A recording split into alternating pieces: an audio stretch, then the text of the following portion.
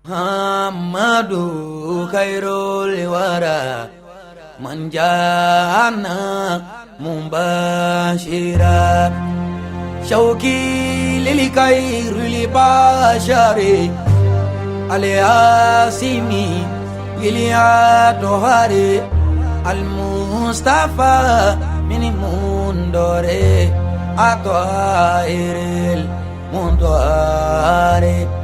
yazdadu shauki kullama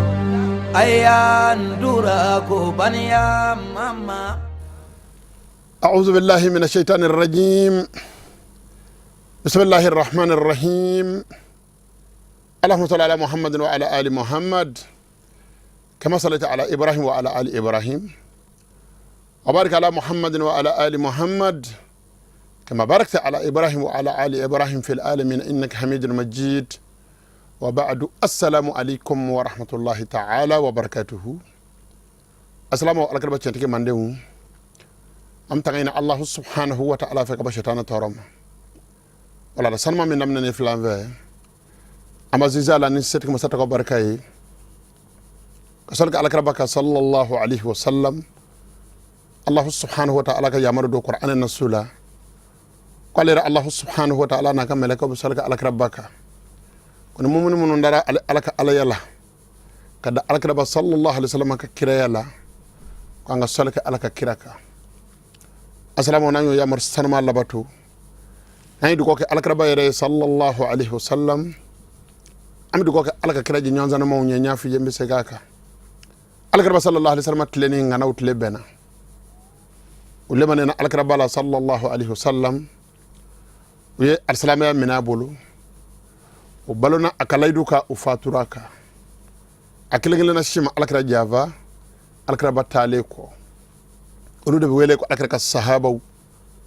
nani do ko alakraba yoro andi nyine olu ka nyuma ko barsabu uyu ni anu ko nafolo u ya fere alama jango Allah subhanahu wa ta'ala kan ndine sanu mai jango ka saka korata wala amuka nyuma juru sarani do ko yefo saya ka se amma namoro lami do ko alakraba sallallahu alaihi wasallam bona sanu mawni alaka kira ya bona o kalifa amma ni kiram ma fe be ka bona o fe nay du ko alakraka sahaba uyi am du ko alakraba sallallahu alaihi wasallam bona sanmo ni kanyini setigi masafe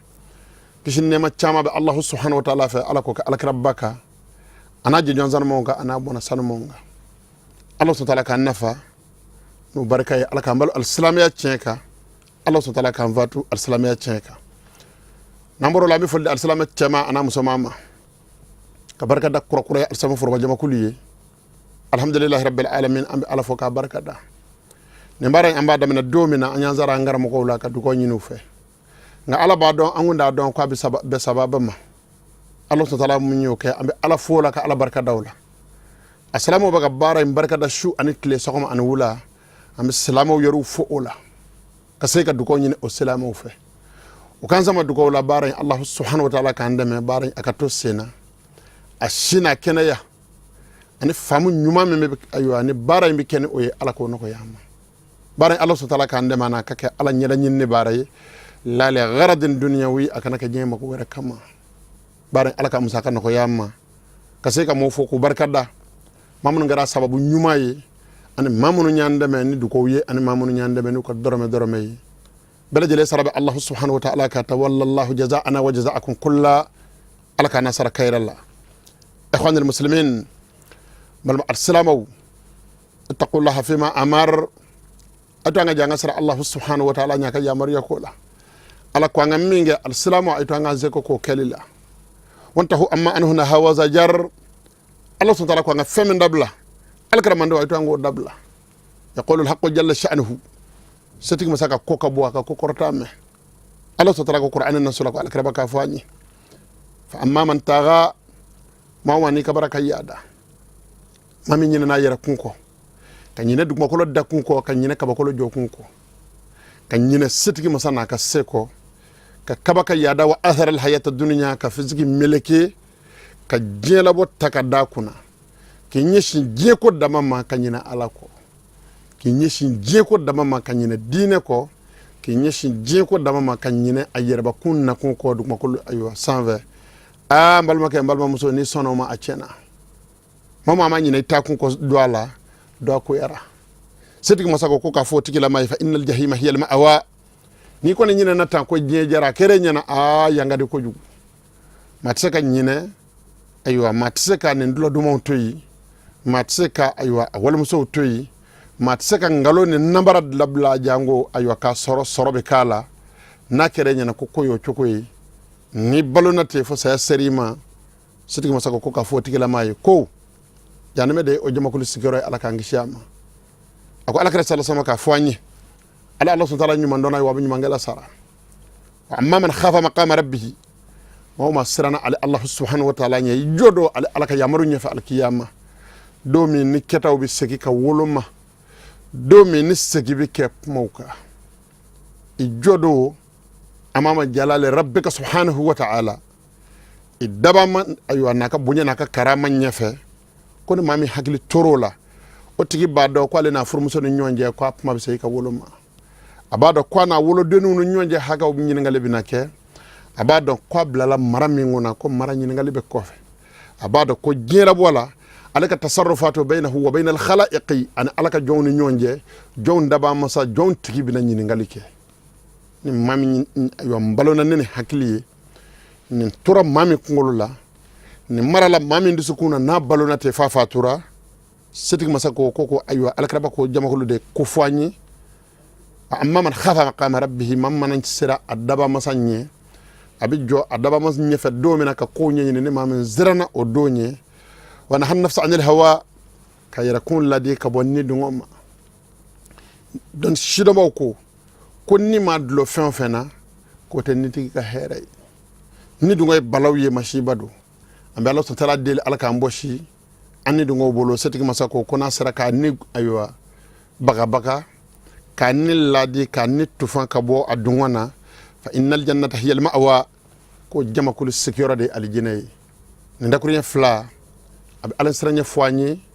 ayiwa a dakiɲɛ ne ye k'a minɛ cogo jira an na ka alijinɛ den fɔ an ye ka jahanɛmɛ den fɔ an ye ala k'an kisi jahanɛmɛ tɔɔrɔ ma asalamu alakiramandenw asiyaqul karimu yadullu ala anna al-khayra kulla al-khayri dunyan wa ukhra sisan kuran aya y'a jira an na kuma bɛɛ lajɛlen la sanada ala sɔn ka kumakan zanuma a y'a jira an na sisan k'a fɔ ko hɛrɛ bɛɛ lajɛlen diɲɛ ta ani lahara ta fi taqwallahi wa ta'atihi ko bɛɛ lajɛlen bɛ sɔrɔ ala ɲɛsiranya ani ala labatoli de la wa sharra kulla sharri balimakɛ n balimamuso qur'ani nasu ya sabati ye sisan ko tɔɔrɔ bɛɛ lajɛlen ko bɛ fi tab'il hawa wa adami ta'ati rahmani wal iyadu billah ko tɔɔrɔ ni balaw bɛɛ lajɛlen bɛ ni dungɔ labatoli la ani allah subhanahu wa ta'ala ɲɛsiranya ndanya ani ala labatoli ndanya a kuma bɛ dugawu kɛ allah subhanahu wa ta'ala sɛbɛ masa min ye ala k'an dɛmɛ ala k'an fara jɔn ka jɔn minnu bɛ sira u daba ma ɲɛ jɔn minnu bɛ allah subhanahu wa ta'ala ka yamaru lamɛn ka koto ala ta la hadanillahu wa iyyakum waj'al al-jannata mathwana amin am setigi masa deli allah subhanahu wa ta'ala ka nin aw kana ala man fara la aljanna sigi bawka ala ko kaka ala ya kama ala ko ala karba sallallahu alaihi wasallam na bona sanama baraka kama yalil ilamu waffaqani allah wa iyyakum as-sawaba malmaka malma muso ba fay ka don am setigi masa deli ala man bena sababa ma keta an fotala annana jalasna ukhra faqal minbar al-fiqh al-maliki an sigira kokra minbar al-fiqh al-maliki sanve sigi keme an mo gani duru nana allah subhanahu wa ta'ala min yandeme na damena herala am setigi masa deli akande ma ka dace herala wal kalamu fiha insha Allah ta'ala hatta al-ana halibi pum min bolibi minbar sanve ala azwajihi sallallahu alayhi wa sallam ummahatil mu'minin kuma bi boli alakira sallallahu alayhi wa sallam furmusu sanmonga mu'minu wolo bawka usaraba allah subhanahu wa ta'ala ka keranga kirafe o keranga mo ko fe o keranga vafe o keranga manye ma fo ya deme jena fo say ya no farami dugo ku ala kanu sara kayralla o kera exemplaire nyumawñe o kera misal nyumawñe ambatowye usaraba allah subhanahu wa ta'ala ka kishin nema chama be setigi masafe ala ko ke on alsama shubela jeleka mambal make mbal mom sey tloma jo docteur be na pma marako ko ngana min qurratul absar kitabu sabe ni ngana yana ya wala wala abe mi viya be sababa ma yaqulu al maghribi al fasih rahmahullah marako ka ngana asaraba alaka alaka na sara kayra la ako ka puma aka kitabu la qurratul absari fi sirati an-nabiy al-mushaffa al-mukhtari ay gafe min zabe ka alaka ka nyina ma fwañi mu nyambla kana na gafe min baru sanve ya kana nyina de be gafe na ku fiye amma ko be munaka alaka ba sama ka dugale ka korta ka jira mandewna anga don ko alaka sama ka nyina ma pembe chukodi alaka ba sama na mbaw ka sigi kira chukodi ko kuma la halaya mina opma ere yere kun karamo ga bi yere fle dugale la nasor la ka dine baraka chugo bilama ko an alaka na ka sahaba ta bo me nyonve ko kelewno falillahi alhamdu anta ala huda ibe ala tanu ka baraka day be tienka opma nu ya duno ne balata sa kam mangani ngana kanchi kibe minga ko yingalo yi kibe minga ko bid'ai kibe minga ko flanga fuye تيم مقولة إيه دونك بانكو الحمد لله رب العالمين هكذا كان يصنع الشرع الحكيم محمد المصطفى صلى الله عليه وسلم مع أصحابه ننجوكو إندلا على كرب مباكي أناك صحابه ننجوكو إندلا على كرب سلسلم مباكي أني أيوة أفرمسو سنمو نو سبتري فكبا نو دوني سبتري لكبا مبالماكي مبالمسو كاني كفل بلتا داما أمي على ديلي الله سبحانه وتعالى كان فامي تشوكو نيومادي أنا بالم أسامي بلا جليما على كرب حياتو a korta kun kajira ala kun yenende bar saban benen tlemi tle juguye kuma chayera halita do bi mingeble a shidon balu be ka shid aywa a shidon kuma fo komo mako be nyamo jorola o nakirate sa ambe dugo ke sitik masa kande me ala ka boda nyuma jirana ala ko kaka ala ya kamay tluma jo ala ka sa sama formu so bammi nabe wele ko hindu bi shina kuma bena wuli oka an ala ka baka sigu kera chugodi ay raka shakhsiya ye munye mimi famu okono obe sira jiranin ela Abdul Aziz sarabe alaka alaka nasara kayra ako wahindun wahiya kamlaha min fadli tazawwajat min ba'ti موت البعلي خير الورى وفي خلافتي يزيد في عام 60 قضت بلا مزيد وبالبقاء دفنت وهجرا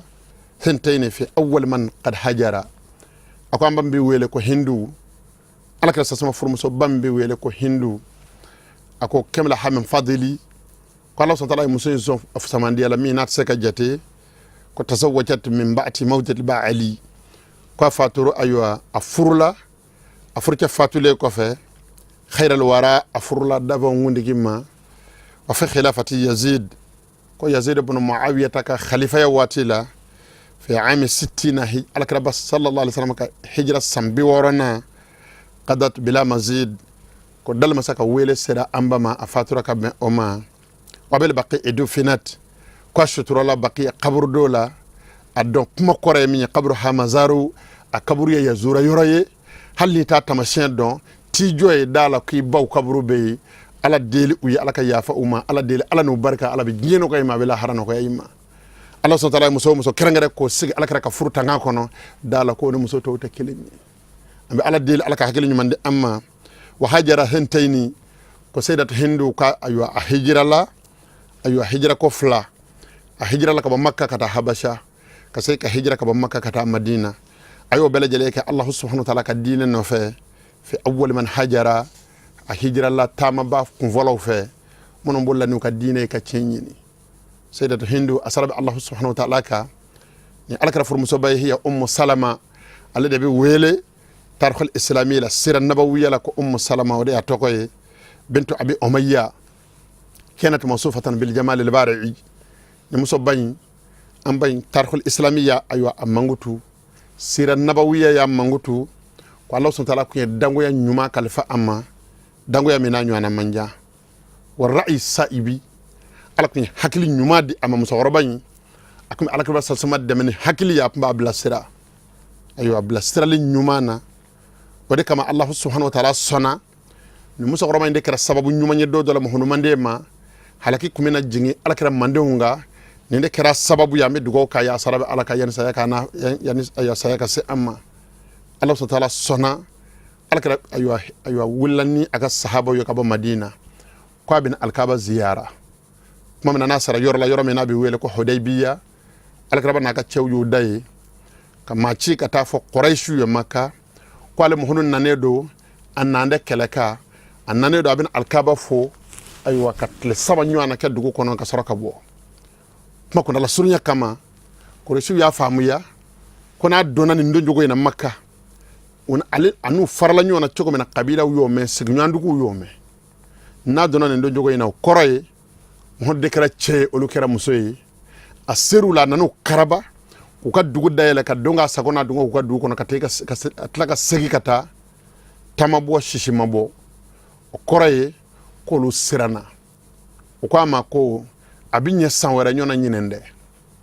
i bɛ segin mɔgɔw k'i natɔ ye ka tila k'i segintɔ ye u k'a dɔn ko an ma siran wa an ma jitɔ ya san wɛrɛ n'i segira ka na nin waati in an b'i bisimila an bɛ dugu dayɛlɛ i bɛ don ka alikaba ziyara yani ayiwa o segi ka kɛ u ye bɛnkanw dilan u ni ɲɔgɔn cɛ o de bɛ wele sira nabawiya la ko sulhul hudaybiya ayiwa u b'o kow kɔnɔna na waati min na kumaba dɔ nana fɔ alakiraba ye sallallahu alaihi wasallam ko a ka ciden Usman ibn Affan ko Usman fara alakira tɔɔrɔla la fo ka fɔ a tɔɔrɔla la a y'a jira sahabaw la ko an kun nana le ziyarati ko yɛlɛmana ka kɛ kɛlɛ ye nka Allah subhanahu wa ta'ala sɔnna Allah subhanahu wa ta'ala ye fɛn min dilan o tɛ se ka tiɲɛ ayiwa fɔnkɔɲɔgɔnyew bɛɛ lajɛlen kɔfɛ ala nana bɛnɲɔgɔnya sabati u ni ɲɔgɔn cɛ u ye bɛnkan sɛbɛn dilan bɛnkan sɛbɛn dilanlen sahaba fanba kɛrɛnkɛrɛnlen na sahaba cɛkɔrɔba ninnu u bɔra k'u ka duw to ka bɔ k'u ka denbayaw to Maka ɲɛnafin b'u la a kun ka d'u ye u ka don Maka o san hali n'a bɛ bɛn karabali ma hali n'a bɛ bɛn ayiwa kɛlɛ ma alakira sallallahu alaihi wasallam k'u ma ko a ye ayiwa a ka hidayaw a nana ni hidiya minnu ye a y'u kan sɔgɔ a ka kunkolo di an ka labɛn k'an ka segin n'Ala sɔtala sɔnna san wɛrɛ an bɛ na mɔgɔ sɔrɔla minnu ye ala ka kira ɲininka ko yala e kuma fɔ an ye ko an bɛ don Maka wa alakira sasama k'u ma ne y'a fɔ a ye ko an bɛ don Maka nka n y'a fɔ a ye n ko ɲinɛ wa Ala sɔtala latigɛra min na o bɛ kɛ nka jɔn ka kan ka sabali ka to Alahu subhanahu wa ta'ala kɔ o kumaɲɔgɔnya tɛmɛnen o hiwaru tɛmɛnen alakira sasama ni sahabaw ni ɲɔgɔn cɛ ayiwa sahabaw u mago bɛ min na an ka taa an ka don Maka alakira sasama u yamaruya k'u ka daabaw kan sɔgɔ k'u ka hidiyaw kan sɔgɔ u k'u kunkolo di u ka labɛn k'u ka segin kɔ u sigira maasi min lama alakira dimina u kɔrɔ ala ka kira taara don an ba in ka Salamata a ye alakira ɲɛda ye a y'a dɔn ko a fininen don a ko ya Rasulallahi a ko mal hadatha a ko mun kɛra alakira ko a ko a suruyana ni Muhamadu ma n'o ka halaki ala ka kira y'a ma n'o yamaruya k'u ka hidayaw kan sɔgɔ k'u kunkolo di an ka segin an kɔ u y'u sigi u ma kira ka yamaru labato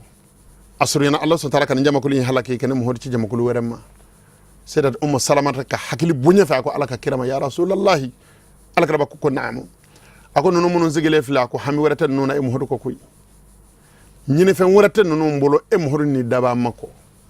ninnu mago tɛ fɛn wɛrɛ la ni e Muhamadu ye min kɛ u b'o kɛ ni ku y'u bila min na u b'o kɛ foyi ma se ni ninnu ɲɛ ya foyi Muhamadu danaya ni kanu hakilila fitinin dɔ bɛ ne na n'a sɔrɔla n bɛ se k'o jiri la ala ka kira y'a yamaruya ko min b'a kunkolo n'a kan cɛ ko a k'a fɔ a ko ne ka hakilila dɔ e yɛrɛ ka bɔ sisan i ka yamaru di maa dɔ ma o kana ji k'i yɛrɛ kunkolo barikama na i k'i kunkolo dili daminɛ i k'i sigi k'u filɛ i ka ayiwa hidiya minnu b'i bolo i mago b'a la k'o dilan cogo min na a dilan ten i k'u filɛ ala ka kira bɔra o yɔrɔ bɛɛ a ka tirisi kɔrɔ ka maa dɔ wele k'o kana ji k'a kunkolo barikama na ala kira ji k'a yɛrɛ kunkolo la yɔrɔ min na k'a kunkolo dili daminɛ sahabaw tera ka fereke ɲɔgɔn na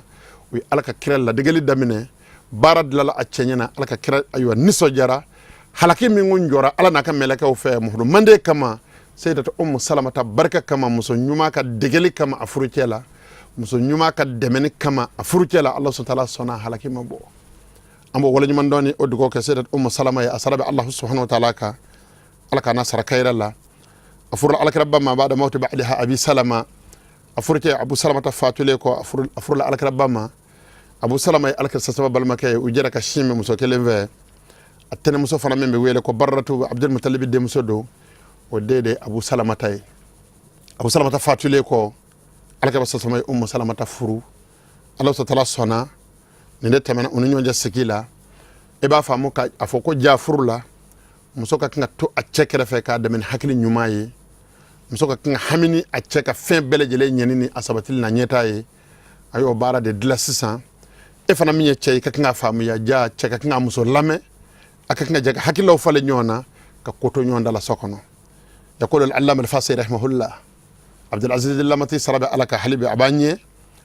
alaka furmuso bawka abaku nyefani ako wa min nisa il mustafa juwairiya توفيت في عام النو لتدرية وقد صباح في غزاة المستلق من بعدها مسافع بالمندلق أقول لك رفرم صدر توقع سيدة جويرية كو فاتورة ألك ربك هجرة سنبيدور أني سمورو وقد صباح في غزاة المستلق أيوة ألك ربك كلام بيقول أيوة غزاة المستلق كان مسوي نينما مننا ونينما منا ودتشلا من بعدها مسافعي afurcha min tokoy ko musafi'u anyina minana ka bo bolo bil mun dalek aywa musafi'u tole ko fe aywa kelala wadafa an nujuma labna qaisi anha fama abrakaha min arisi ko musengele nyina minaye Allah subhanahu wa ta'ala alakrabay kelade nga aywa sarawda ko musen aywa antara maminga sara la no ibn qaisi ko alakraba sallallahu alaihi wasallam ye aywa aka aywa asonga seki oma fama abrakaha min arisi ko muso do muso min ala ye barka ke agarsake ala ya kama barka mai ka sai ka sababu nyumai abokoloma iz arsala an-nasu sabaya turra lima ghada al-musalqi sahira lil-mustafa alayhi min rabbil anam wa alihi aska salatu wassalam ako pamana ni muso ina sabat ni kibaru bora kenaka ka fa ko alakra basama ya furu ko akra alakra satama furu muso ye abolan kera alakra burawni o ya sor aka ayo jamakulu tomuno be bolola ayo ko muso barka kama sahaba yolu seki kabo jonyana ko luke horoni ayo barka de kofiye ko muso ko ala barka ka garsake ni folum be pmana sayyidatu juwairiya atoko ko de ko barratu mamnan alakra sallallahu alaihi wasallam jora furlika ya toko da ko juwairiya bintul harisi afatoko ko harisu alakra sallallahu alaihi wasallam furmuso dodo khilafan liman qala annaha kanat tahdahu sallallahu alaihi wasallam bimilki yamini ni kumani maka famu fome nyongo mami ngwe sayyidatu juwairiya jate alakra ka jomuso fe ko furmuso dote qad sabaha sallallahu alaihi wasallam alkaba ya nyana mamine ghazwatul musalqi la min nabi wele ko ghazwatul muraisi'i ghazwatul musalqi an ghazwatul muraisi'i aflabe kelni tarkhul islami la sira nabawiyya la bituka nyami mawma do alkra baka kelaw jate ka jidi ka teme a hake ka neni ayo famu yan nonde aba hakli sa ko taala وقد وقعت في سهم الصحابي الجليل كما من كلا غونغو جورا نال كلا بس سمي كلا ايوا غنيمه الصحابه ونيونجه مسين كرا ثابت بن قيس دكا ايوا سار الله على يكو غرسكه دي اغيرلا اولا ka dambe jira ola ko abo deli ko kale songa sebe ka bita songa nyini kana di o ma jango ka ke horonyi o jenan o yeko e bi labe ibina ni sanu oqiya konondonyi mbo mini ibolo ka hornya dima opma de la tar alakra bakasu kisa kungurne mbey hal na sora kobe ambaw ni nyonje am to ga ndengo yorfo alislamu wi anga don ko ni muso jaraga sigi kelena ko miseno mbo ni nyonje sedata aywa juwairiya anani alakra kaddu ko na anani jo aywa sedata aisha ta kadala sedata aisha ta ko kwale ye muso nyi minge adango ya chenyefe akadafali fe a kwale ko kwale makanu ni aywa ale soma ka nyonyi nga alaka kira for bakiraye marsaka do ani mani nyonje ay sirabla ya tar alakra ba fey momna natar alaka kira fey nan alakra bay nyonvo ayan na kun lakal alakra bay ayo alakra ba kwama ko halaki fi khair min zalika ya ikal ibsega ibilla ni wara bima ibe fen wara fe mi here ka boka tamen ngawa nga aywa san okiya kono non dima ki bojo yana fero be mi here ka boka tamo kay bo fewa ako alakra ba mako wa ma huwa ko fenye munyi alkarba ko ama ko aqdi kitabataka wa atazawajuka mbika songa sabe ve mbo sara mbi furu o yorobe aya don ko ala yale kan hera bela sanadai ajanani o ako alkarba ma ko ajanani o ko ale mi nyine ala fe o yo alkarba ko qad fa'altu nyanani o nyo barake momna ni alla ay don alkarka tanga kono afa harisu o yele joni nyonje alaka sasuma ka kalande ono ya ka sahaba wi karamo ko bunye fe o bele jele jenu ko nafolo ko joye ayo nafolo de ba fere ka songa ki sakoni dungoye ko mi bisaka jamso tika soka ayo idamu taala choko mina o bele jele jena o kan nafolo ko karamo ko bunye kama karamo ko barka nyini kama o era ki yera ko nyini nga kalande ka nga karamo ko barka nyini wa wal mamma nga nyini ita do ni min zikira telina arajo la bi wala ma muso se koro ko mama musa maye mama ngama barka nyini ita do ko tigla maka kanan alakara ka kana bo ne nyove o tigla maka kanan alakara ka sahaba ka kana bo ne nyove wati koro kama ambe be kuma kunguru ya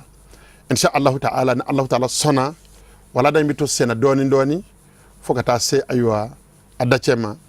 wa fil khitam sikil labana nashkur aba ana al kiram amba va fuku barkada usaraba Allah subhanahu wa ta'ala ka groupement ma nyemaw